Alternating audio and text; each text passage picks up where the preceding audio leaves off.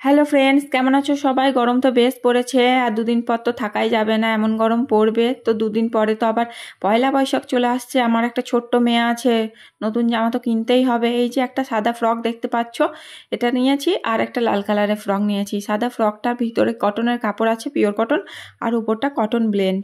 আর একটা লাল কালারের নিয়েছি, সেটাতে চেন সিস্টেম আছে পিছনে, ওটা কিন্তু পিওর কটন। তোমাদের কোনটা ভালো লাগছে তোমরা কিন্তু কমেন্টে একটু জানিও। আর কোথা থেকে নিয়েছি, আমি কিন্তু অনলাইন থেকেই নিয়েছি, দুটো সাইট থেকে।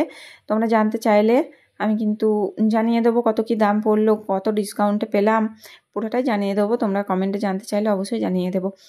তবে সাদাটা লেখা ছিল পিওর কটন দেয়নি, তবুও আমি রেখে দিয়েছি। খুব একটা গরম লাগবে বলে আমার মনে হলো না। একটু বড় সাইজ নিয়েছি, কিছুদিন পরতে পারবে। আর একটা কথা আমি আজকে শেয়ার করতে এলাম। আমাকে অনেকেই ঘরে বাইরে অনেকেই জিজ্ঞেস করে আমি আমার মেয়েকে কিভাবে খাবার খাওয়াই, কিভাবে মানে পেস্ট করে নাকি হাতে চটকে মাখিয়ে, সেটাই আমি আজকে জানাতে চলে এলাম।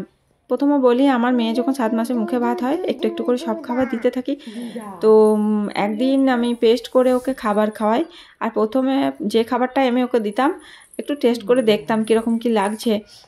তো সেরকম টেস্ট তো আমি পাইনি, ও খেতে চায়নি। 2 দিন দিয়েছিলাম পেস্ট করে, সেটাও খেতে চায়নি। তারপর আমি হাতে সেনে মানে চটকে মাখিয়ে, নরম করে রান্না করে চটকে মাখিয়ে খাইয়েছি, সেটা কিন্তু বেশ খেয়েছিল।